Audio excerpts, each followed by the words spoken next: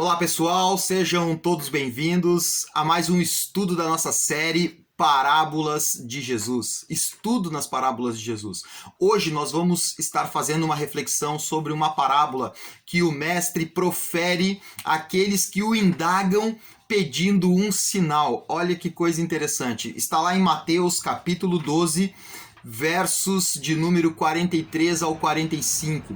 Mas é importante a gente entender o contexto dessa parábola. Jesus profere uma parábola falando a respeito de um espírito imundo. E olha que interessante, antes dele proferir a parábola, Jesus estava entre a multidão e alguns fariseus, mestres religiosos, chegam para Jesus e pedem um sinal dos céus. E Jesus, ele repreende aquela geração, a sua geração, a geração que o indagava pedindo esse sinal dos céus. E Jesus, ele fala, uma geração má e perversa me pede um sinal. Mas o único sinal que eles terão é o sinal de Jonas. Percebam, meus irmãos, que aquela geração, eles conheciam a história de Jonas, que Jonas foi engolido por um grande peixe, ficou 3 dias no ventre daquele grande peixe até que se arrepende e se dispõe a fazer a vontade de Deus, e ele sai do o peixe o vomita, né? O lança sobre a areia, sobre a beira da praia, e Jonas, ele sai e vai à cidade de Nínive e começa a pregar o evangelho, a anunciar a mensagem que Deus havia determinado para o povo de Nínive, que seria destruído caso não houvesse arrependimento, mas toda a cidade se arrepende e Deus não executa o mal planejado para aniquilar aquela civilização, aquele povo, né, que fazia tantos males. Mas Jonas se entristece porque acaba querendo que isso acontecesse. Porém, o que está em foco aqui, na verdade, é o ensinamento sobre o arrependimento. Porque aquela geração, ela se arrependeu com a pregação de Jonas. E Jesus diz que ali ele era superior a Jonas. Que Jesus era superior a Jonas. E Jesus lembra também a sua geração de que a rainha do sul, ela vem visitar Salomão quando soube a respeito da inteligência de Salomão. E ela fica admirada a respeito dessa inteligência. E Jesus ensina a sua geração dizendo que ele era superior, ele era maior. Ali estava alguém que era maior do que Salomão. E, no entanto, Jesus diz que o único sinal que eles teriam era o de Jonas, fazendo uma alusão justamente ao fato de que Jesus morreria, ao 3º dia ele ressuscitaria. E ele fala, nesse contexto, que ele ficaria 3 dias e 3 noites no coração da terra, né? Então, fazendo alusão à sua morte e ressurreição. E seria o único sinal que aquela geração teria, um sinal de que verdadeiramente algo miraculoso teria sido feito, né? Para provar que Jesus era o Filho de Deus. E seria o único sinal para aquela geração. E Jesus, ele traz esse ensinamento mostrando na tentativa de mostrar para a sua geração o perigo da dureza de coração. E isso fica agora de lição para mim e para você. Porque o coração endurecido, né, uma pessoa que endurece o coração, né, ela acaba sofrendo consequências muito ruins. E ali estavam homens religiosos, né, homens que tinham o conhecimento e o entendimento referente as escrituras e tudo que testificava sobre o Messias. A questão é que a expectativa daquela geração foi frustrada, porque o Messias que eles esperavam era um general de guerra que libertasse o povo.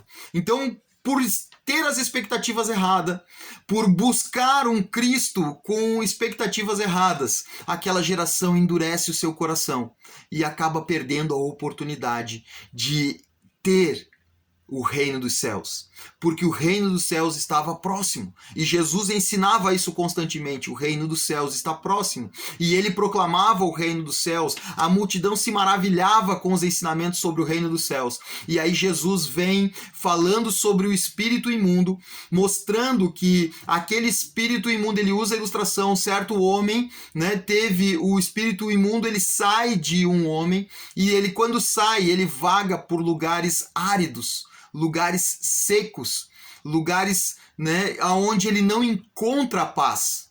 E então ele volta, e ao encontrar a casa vazia, ele vai e traz outros 7 espíritos piores do que ele. E Jesus fala que o estado final desse homem seria pior do que o estágio inicial dele, quando tinha apenas um espírito imundo habitando na sua casa, né? Porque nós somos templo e morada, né, constituída para que o Espírito Santo de Deus habite em nós. E aquela geração, ela conseguiu se libertar do pecado, fazendo com que aquele espírito imundo saísse de dentro deles. E, no entanto, deixaram a casa adornada, limpa, vazia, eles não preenchem com a presença de Deus. Então, é fundamental que todo local de habitação, todo ser que é um ser de habitação espiritual, ele precisa estar preenchido com a presença de Deus na sua vida. Ele precisa estar revestido, preenchido do Espírito Santo, para que o Espírito que vagou por lugares áridos, quando ele volta, ele não encontre a casa vazia, mas encontra a casa habitada por alguém mais forte do que ele. E é fundamental, se você tem vivido uma vida sofrida, se você, mesmo tendo conseguido se libertar do pecado, ainda não preencheu a sua vida com a presença de Deus, lembre-se, é fundamental que esse preenchimento ele aconteça, para que em sua vida você viva a plenitude daquilo que Deus preparou para você viver. As boas obras que o Senhor preparou para que andássemos nelas antes da fundação do mundo. Quando nós temos em nós o Espírito Santo de Deus habitando, nós temos uma paz que excede o entendimento. Nós experimentamos o amor de Deus. Nós experimentamos a glória de Deus, o poder de Deus nas nossas vidas. A ação sobrenatural de Deus sobre as nossas vidas, porque o Espírito Santo habita em nós. Paulo escreve aos Efésios dizendo que Deus é poderoso para fazer infinitamente mais do que tudo que pedimos ou pensamos pelo poder que em nós opera. Ou seja, quando nos colocamos na condição de morada e habitação do Espírito Santo, nós expressamos os frutos do Espírito na nossa vida. As pessoas olham e veem que verdadeiramente somos moradas, estamos preenchidos por Deus. E até mesmo os espíritos imundos, quando eles vêm procurar habitação na vida daqueles que estão preenchidos por Deus, ele não encontra espaço, ele não encontra, porque Deus, ele não divide a sua habitação, né? Deus nos preenche por um todo.